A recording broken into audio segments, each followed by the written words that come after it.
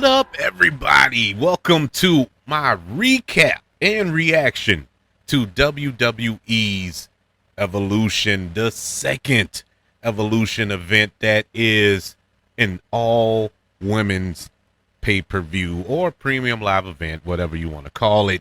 This is the final wrestling show of the weekend, of a jam-packed wrestling weekend. I mean, my God, man.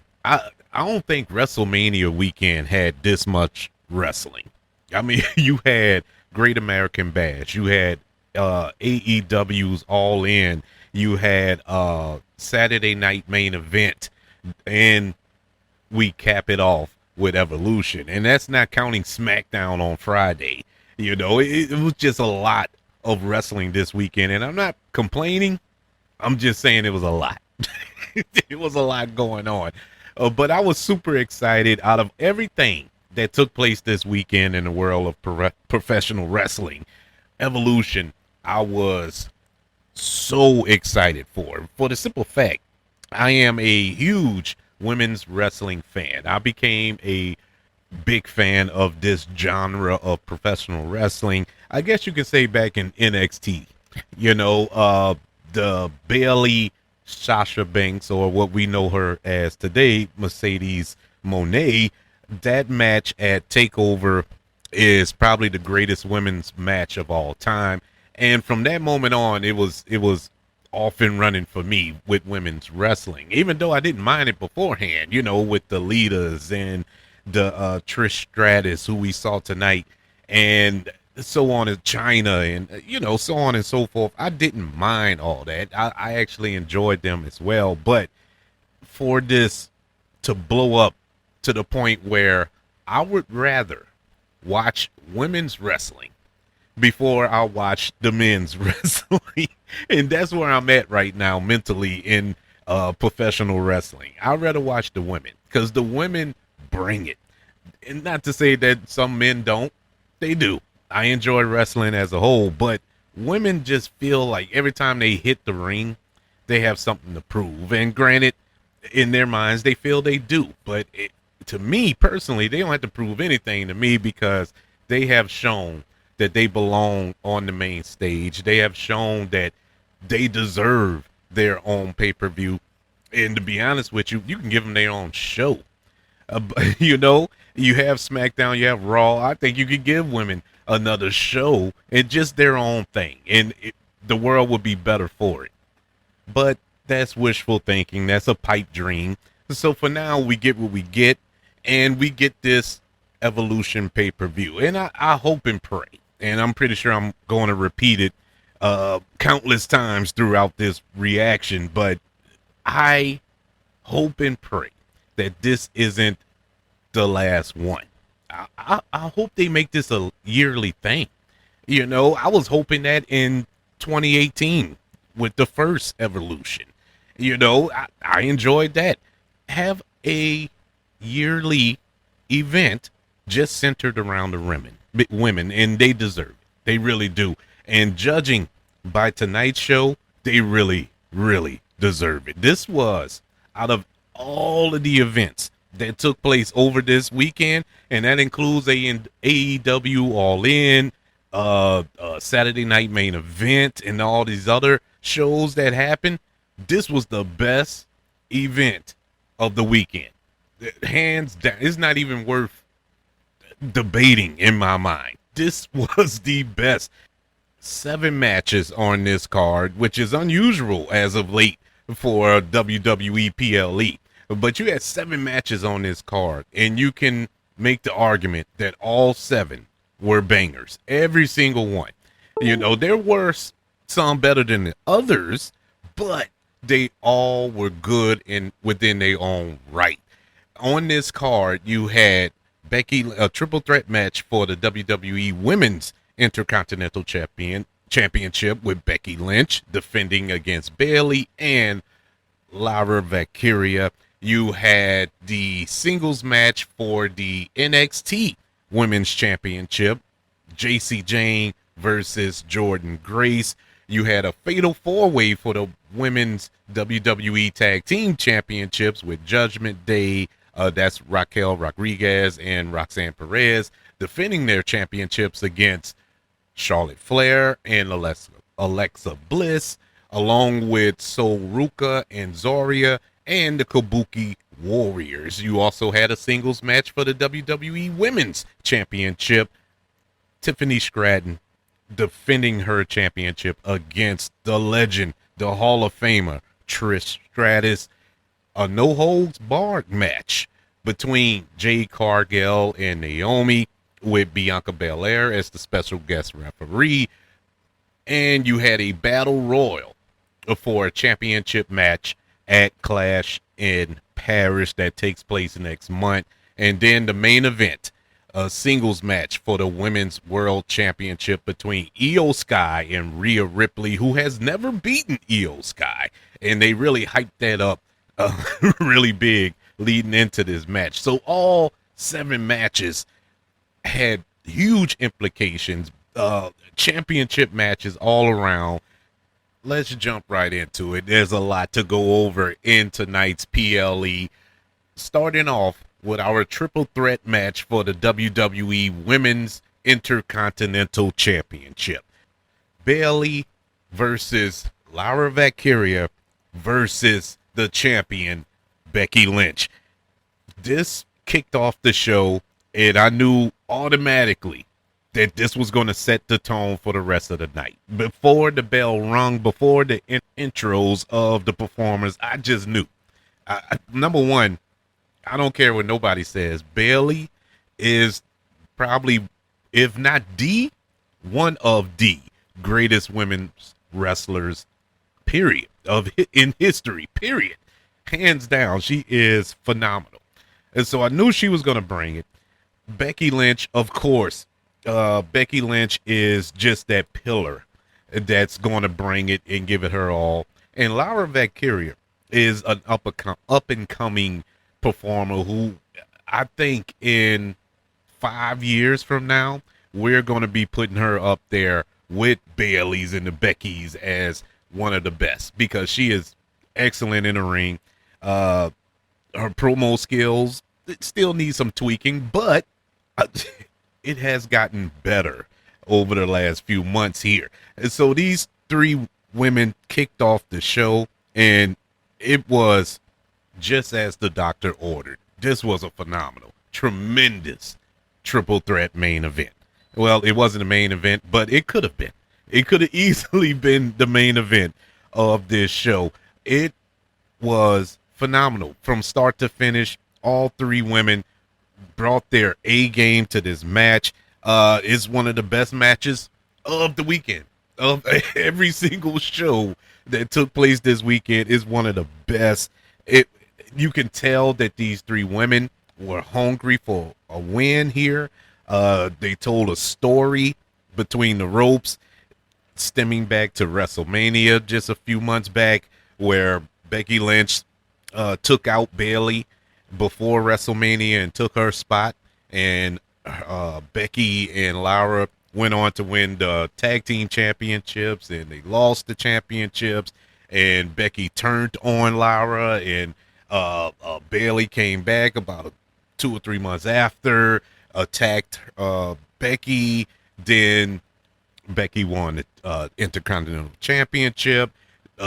Bayley went after that championship. Laura got involved. Now those 2 are beefing, and all 3 women in this match had an issue with one another for one reason or another. And it was all displayed within this match. All of them had got their spots in, near finishes. I don't recall any botches in this match. It just looked so clean. It just felt like a super main event match, which it was. I don't care if it was the first match of the night. It was a super main event in my eyes. In that finish, that pin by Becky Lynch was, and I know this is going to sound like hyperbole, I'm just recency bias or whatever the case may be. That was probably one of the greatest pins I've ever saw since watching wrestling, and I've been watching professional wrestling for 40 years. So cool. I've never seen a pin like that. Rolling off the back of Bailey as she is pinning Lyra and hooking the arm and able to flip Bailey over and pin her all in one seamless move was so awesome. It was so awesome. And Becky Lynch retains the women's WWE Intercontinental Championship. This was a phenomenal match. Of course, I grade every match on a letter grade system, and this match gets an A. It was awesome. It set the tone for the rest of the night. And you needed a match like this to set the tone. You couldn't come out weak and hope to build up to something grand later on. This is how you structure a PLE or pay-per-view or even a Raw or a SmackDown. You come out with the big banger and it sets the tone, and you hope and wish and pray that the rest of the night can get to that point, if not exceed it. And it really did a marvelous job. Hats off to all three women in this match.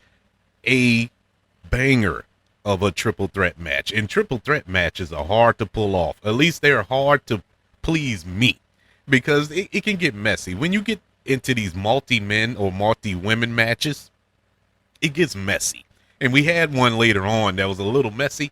And I don't know, maybe it's just me. It's just too much going on in the ring. Too much to pay attention to or try to pay attention to. But when you have these type of matches, you need everybody to be on the same page. And this was perfect chemistry between these three women. We move on to match 2 of WWE's Evolution, and this was a singles match for the NXT Women's Championship. JC Jane defending her championship against Jordan Grace. And JC Jane, she had fatal influence. I'm about to say attraction, but fatal influence in her corner.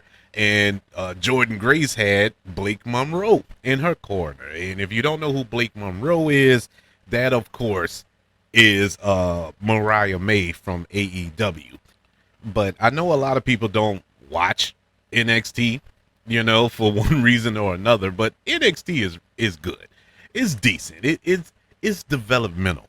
So you really can't gauge it in the same light as a Raw, SmackDown, or even AEW Dynamite and all that. You gotta look at it as up and comers. You're not looking for barn burners of a match. And so a lot of people don't watch it, and a lot of people don't know what's going on and the history and the story behind these matches and these feuds. And you had Jordan Grace and Blake Monroe. They just teamed up for the Great American Bash. What that was, Saturday, and they fought Fatal Influence, and I keep wanting to say Attraction, but Fatal Influence, and they beat them. They beat Fatal Influence leading up to this.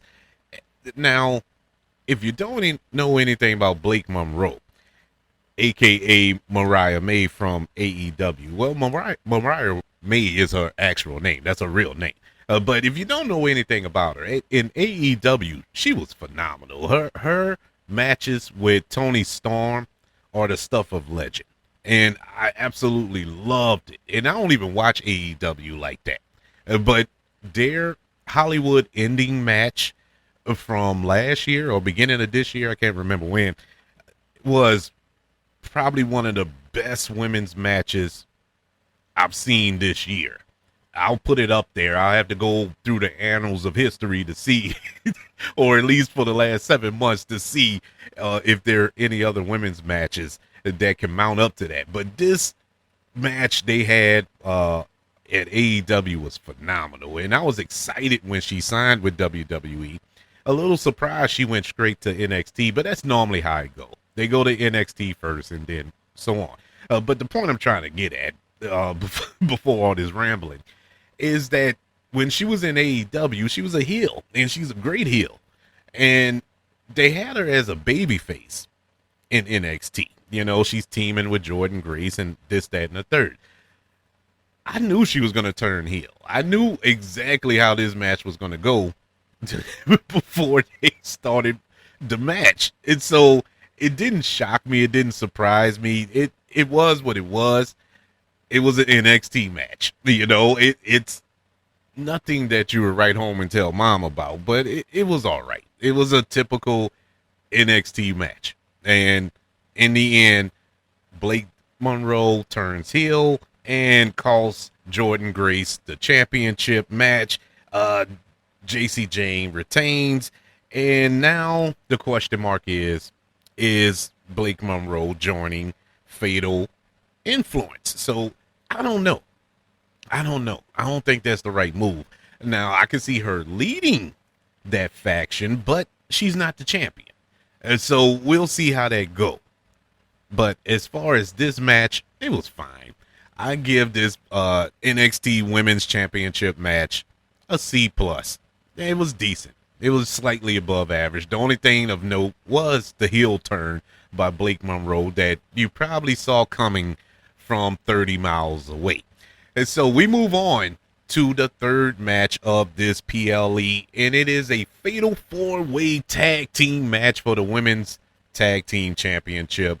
The Judgment Day defending their championships against Charlotte Flair and Alexa Bliss, Sol Ruka and Zarya, and the Kabuki Warriors. This is an example of what I was speaking on earlier with these multi-person matches. It was too much going on in this match. You have four tag teams.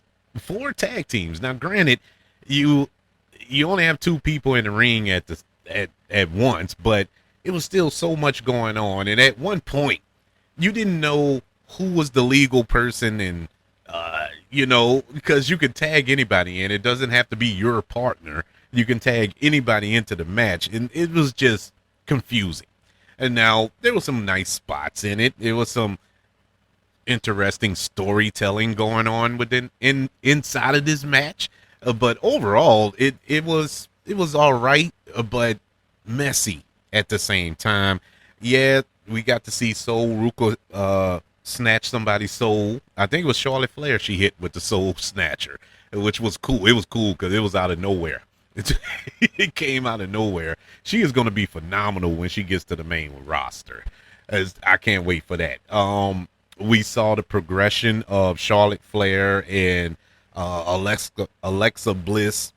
I guess you could say friendship within this match, and that was interesting. Kind of pushed that story along a little further.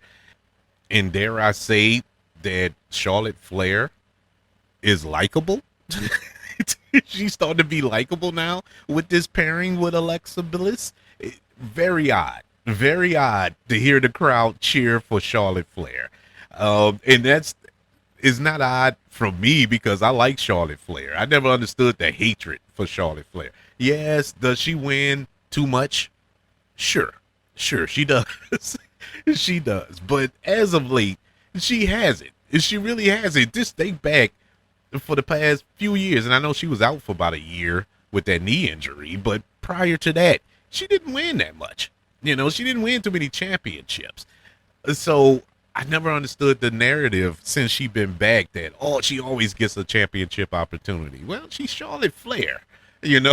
She's one of the best, and she is one of the best. You can say what you want about her personality or whatever. Never met the woman, so I can't speak on it. But in the ring, she's a beast. She is an absolute beast. But she has become likable since she's been paired up with Alexa Bliss, and it's good to see. But in the end, all of that didn't matter because the Judgment Day, Raquel Rodriguez and Roxanne Perez, retained their WWE Women's Tag Team Championships.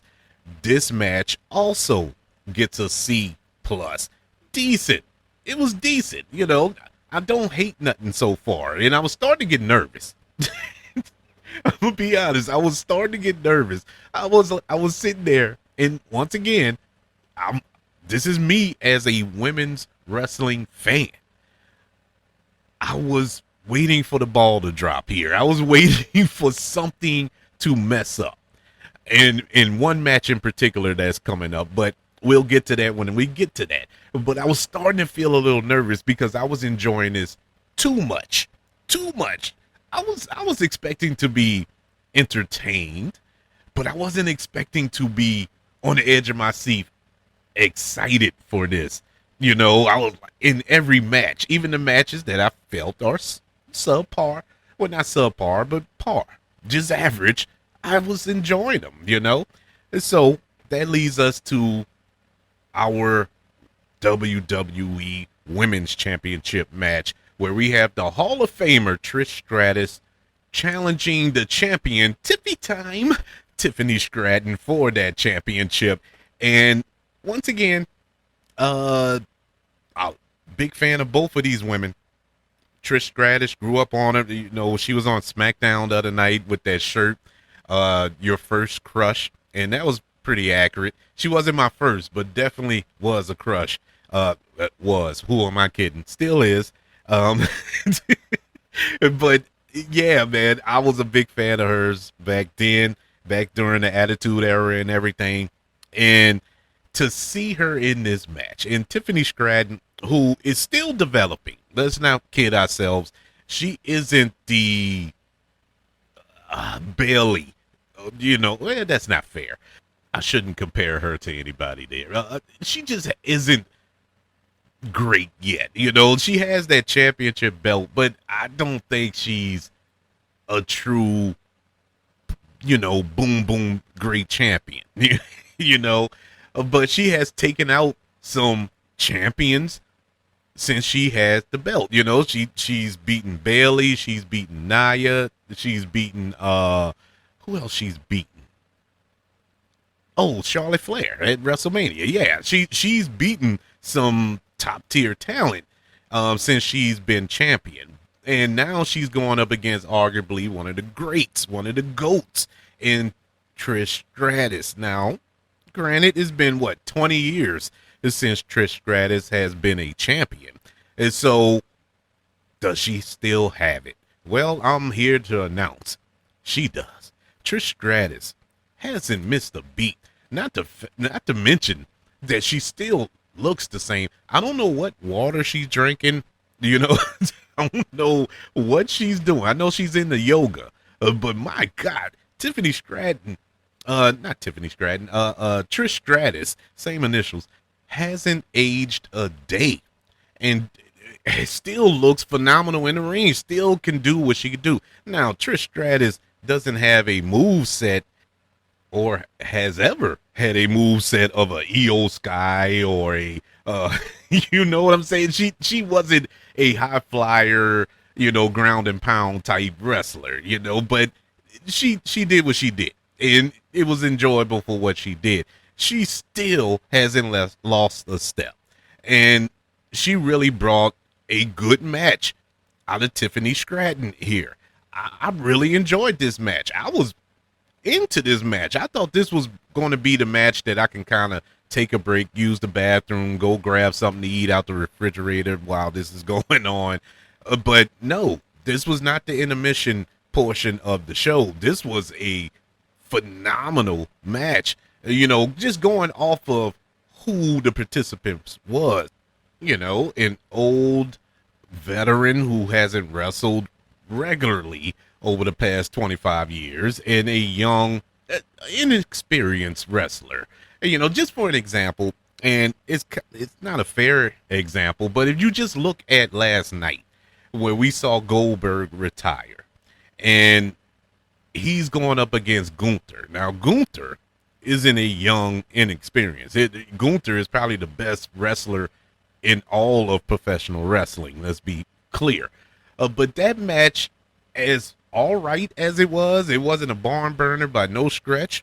But to say that Gunther got the best Goldberg match, I would say in WWE, since he came to WWE 20-something years ago, in his retirement match, was phenomenal. But it wasn't a great match.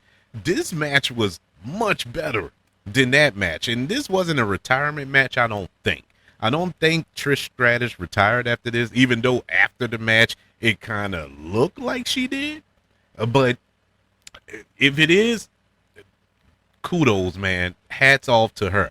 But this was a great match. She pushed it to the limit, and at one point, I really thought that they were going to put the belt on her. She really looked phenomenal in the ring, and Tiffany Stratton looked now I'm mixing their names together. Tiffany Stratton looked phenomenal as well, as she retains her WWE Women's Championship by defeating the Hall of Famer Trish Stratus.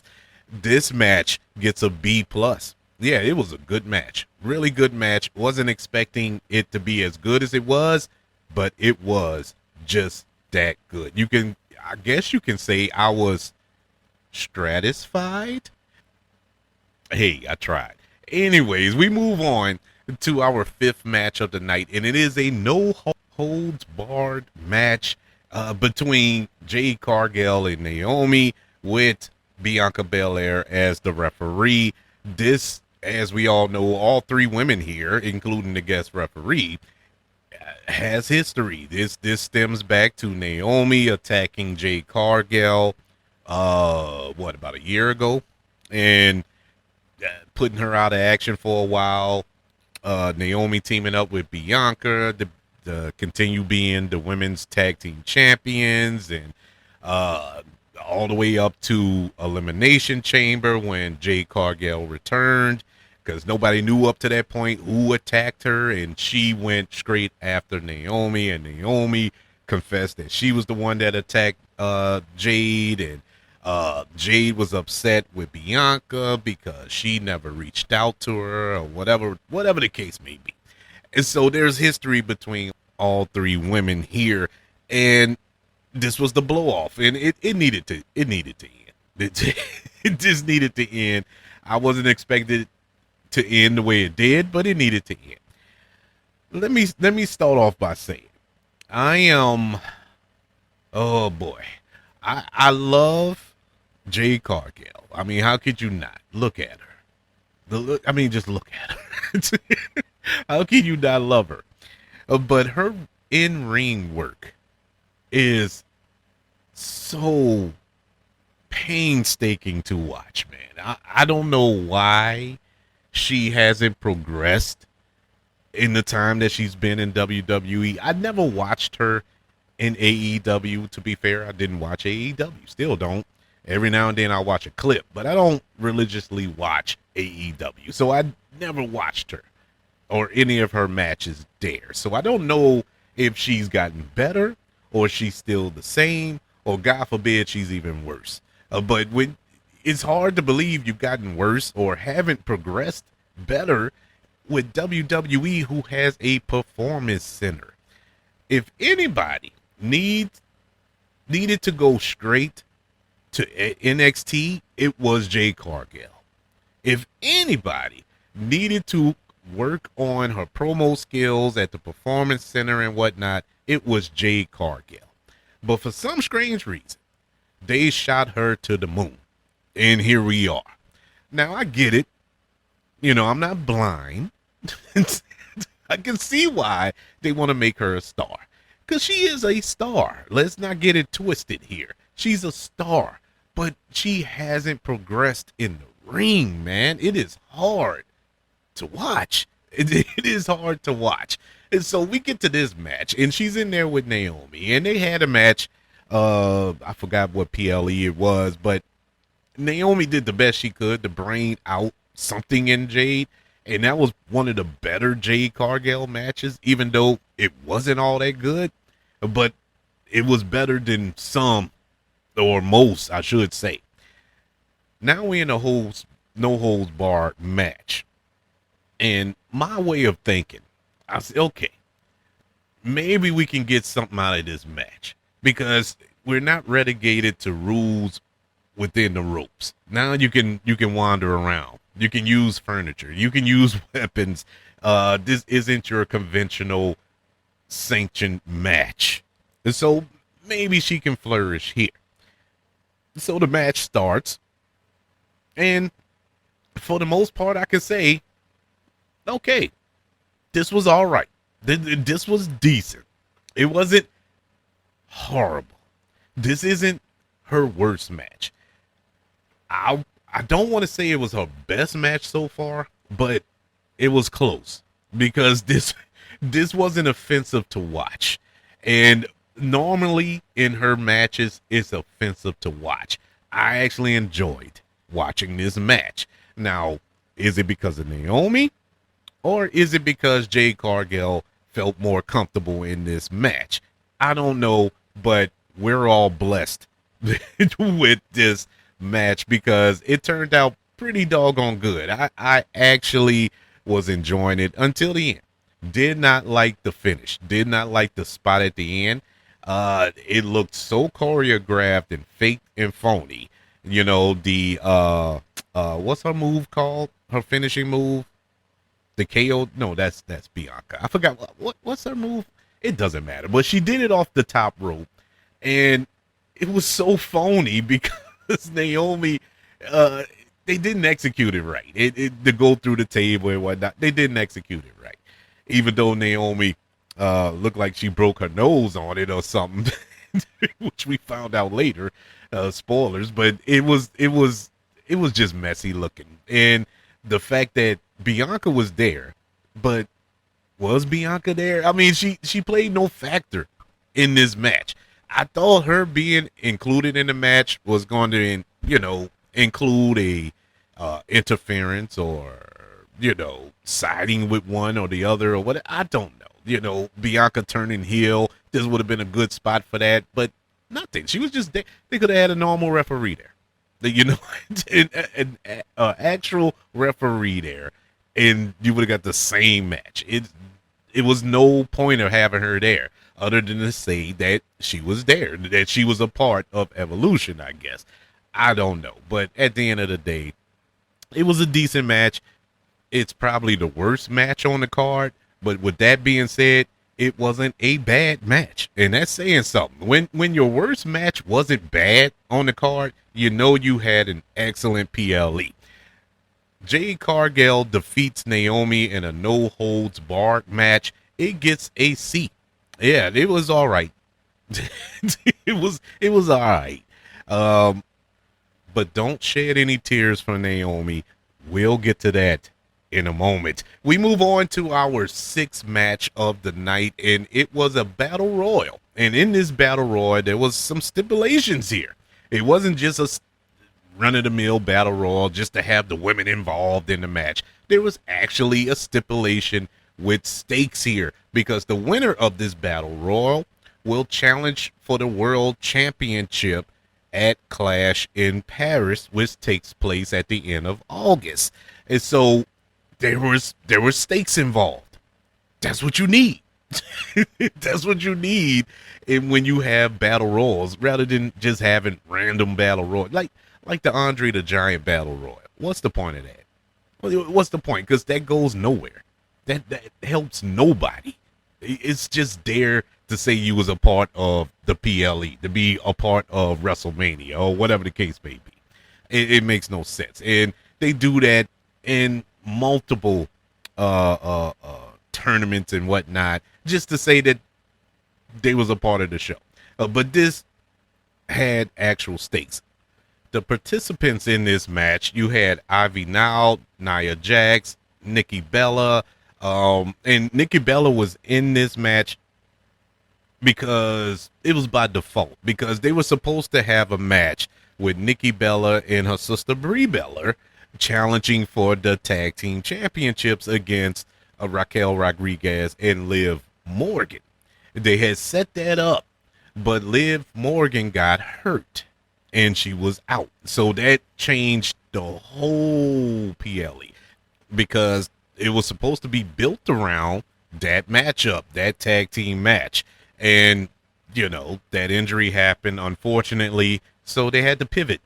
And, you can judge for yourself how the PLE turned out, but I actually enjoyed it. I probably would have enjoyed it before. I would have been interested to see Nikki and Brie Bella back together again. But, unfortunately, that didn't come to pass, and Nikki Bella was a participant in this battle royal. Also, you had Natalia, Maxine Dupree, Kiana Jordan, Jada Parker, uh, which is interesting because Carmelo Hayes just got engaged to Kalani Jordan, but Jada Parker is his ex girlfriend.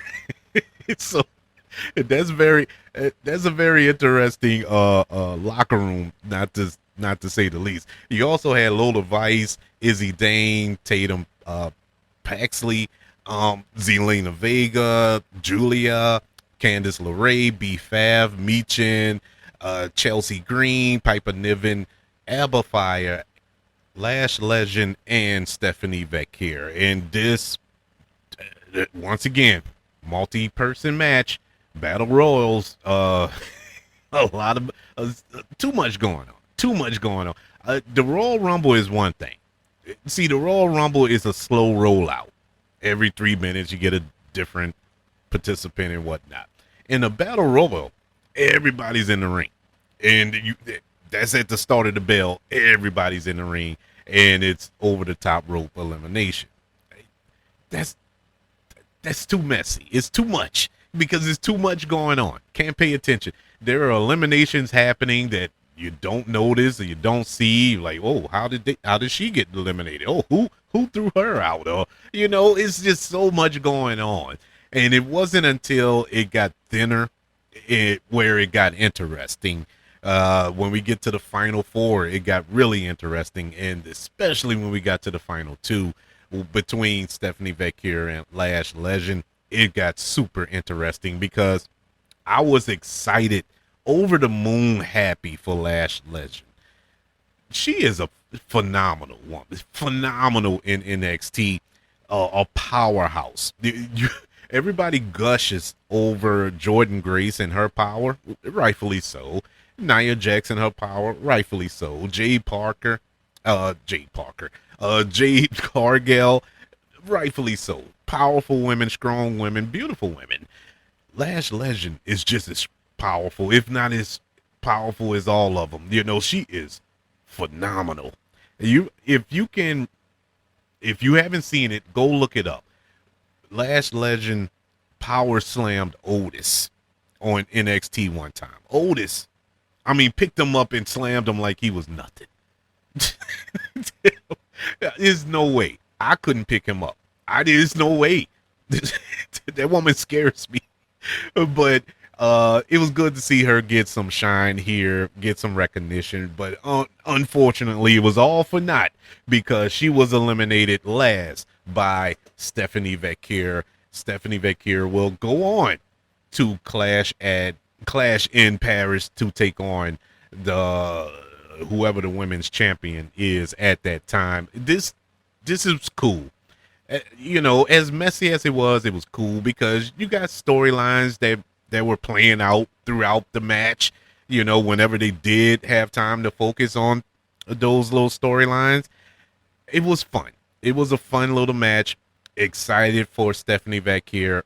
She is phenomenal.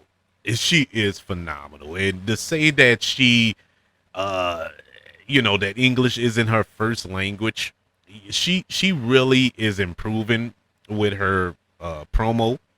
Her English, it sounds good. And she cut a promo at the end and got me hyped up. I'm excited for her. I really am. I like her. Not to mention, yes, I got a crush on her. How could you not? That is a gorgeous woman. Beautiful woman, but she is beautiful in the ring too. She is phenomenal in that ring, and there's nowhere to go but up with Stephanie Vecchia. I cannot wait to see who she challenges for that women's championship. The Battle Royal that saw Stephanie Vecchia come out victorious gets a letter grade of a B. Yeah, I thought it was good for a Battle Royal.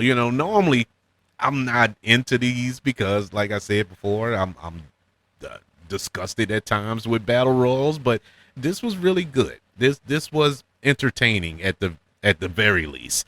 And so that leads us to our main event, and it is for the Women's World Championship. Rhea Ripley challenging Io Sky for that belt. This This is a match that has been hyped up due to the fact that Rhea Ripley, as dominant as she is, phenomenal as she is, has never beaten, I should say, Io Sky in a match. Never. And this is going back to NXT. This is going back to the Mae Young Classic, if you can remember that. She has never beaten Io Sky. And Io Sky is she deserves the spot that she's been given as champion. She is unbelievable inside and outside the ring. Once again, English isn't her first language, but has gotten better through time, and she has found the way to get the crowd behind her, to get herself over. Her work in the ring, there's nothing to convince there. She's the empress of the sky. So she is phenomenal. And I knew that these two women, despite the fact that they have conflicting styles inside the ring, were going to put on a banger. And it was a banger. This was an unexpected, unbelievable match. And I'm ashamed to say that because I knew that this was going to be a good match. But they put on a match that was so worthy of a main event. And we just went through the card, and you had some great matches. You had some really good matches, nothing bad, but this was a phenomenal premium live event. And you needed to finish with a bang. And they did. They finished with a bang with this match. Io Sky and Rhea Ripley tore the house down. When you got that rep bump and they took it to the stands, took it to the seats, flipping off of or jumping off of stage things or whatever it was, those containers, beating each other on steps and kicking each other and power bombing on the floor and all these other, I'm like, my God, they are about to what are they doing here? I'm like, to be honest with you, when it happened, when the rep bump happened, I got a little mad because up to that point, it was a 5-star A+ match in my humble opinion. They were doing that good, and I'm like, oh my God, they're gonna ruin the match. They're really gonna ruin this match like that with the foolishness, and then you spill out outside of the ring into the crowd, and you're okay. This is all right, but what's going on here? When are we going to get to the end of this match? How are they going to end this match? They finally work their way back to the ring, and we get probably one of the best false finishes, definitely of the night, but I have seen in a long time with that moonsault onto Rhea Ripley, and timed perfectly by the ref. She came in and counted 1, 2, and Rhea Ripley kicked out. You're like, oh, what? She kicked out of that? It was great. And only for Rhea Ripley. And I cannot recall, and I'm pretty sure somebody will correct me on it, but I cannot recall Rhea Ripley doing a Spanish fly off the top rope ever in my life. I cannot, and I think I've seen every match, close to every match that she's been a part of. I can't recall her doing that, but she did it tonight. And boy, was it executed perfectly. Only for Naomi's music to hit. Once again, I didn't bring it up before, but Naomi is Miss Money in the Bank. She runs in, nose bandaged, still bleeding from her nose from her match with Jade Cargill, cashes in her Money in the Bank championship, not championship, but briefcase, takes that same briefcase, busts Io Sky over the head with it, throws Rhea Ripley out the ring, hits her split moonsault off the top rope on Io Sky. 1, 2, 3. Naomi is the new Women's World Champion. Mwah! Chef's kiss. what a way to put an exclamation point on at the end of this show. This was the best PLE WWE has had all year. And yes, I'm including WrestleMania. This was phenomenal from top to bottom. I have no qualms with these matches, with this card. Yeah, some didn't deliver as great as others, but even the weakest match on this card was entertaining. I loved WWE Evolution, and I'm hoping, praying, and wishing that this becomes an annual thing. I hope that they give these women the stage, and if anything was proven tonight, WWE has the greatest women's roster, period. Period. Those women are phenomenal, and we didn't even get to see all of them. That's the crazy part. We didn't even get to see all of the women that are in the WWE locker room. They performed. They did a awesome job and put everybody else to shame. This was the best of the weekend. This was the best of WWE this year, and I'm just over the moon excited. I'm so happy for those women. Those women deserve all the flowers, all the accolades, and all the praise for putting on this banger of a PLE. I would love to know, what were your thoughts of tonight's WWE Evolution? Did you enjoy it? Did you think it was the best event of the weekend? Do you think it's the best WWE show of the year? Or do you think it was average? Do you think it was meh? I would love to know your thoughts. I would love to know the people who didn't enjoy this PLE. Please, and give me a valid reason. Don't just say I hated it. No, tell me why. And be real with it. And look, this is a judgment-free zone. If you have an honest opinion and it's your opinion, I want to hear it, I would love to hear it. Email the show, kbradiopodcast@gmail.com. You can also search for the show on all social media platforms. Just search for the KB Radio Network. Also, don't forget about YouTube. Subscribe to the KB Radio Network channel and like this video if you don't mind. Don't forget about the 5 stars, the reviews, and sharing this show if you're listening on Apple Podcasts, Spotify, iHeartRadio, wherever you are currently listening to Faces and Heels here on the KB Radio Network. Everybody, thank you for joining me for this recap and reaction to WWE's Evolution. Stay tuned for the next, in 2 weeks, I think? 3 weeks? I know it's right around the corner for SummerSlam, and that's going to be a 2-nighter. That they have expanded SummerSlam to 2 nights, just like WrestleMania. So, it's going to be, there's going to be a lot of work, but hopefully it's going to be fun work, and not like this year's WrestleMania where it was like pulling teeth, man, those 2 nights. But I will be, whether it's bad, good, or ugly, I will be here to recap and react to it. Y'all be good until then. Peace.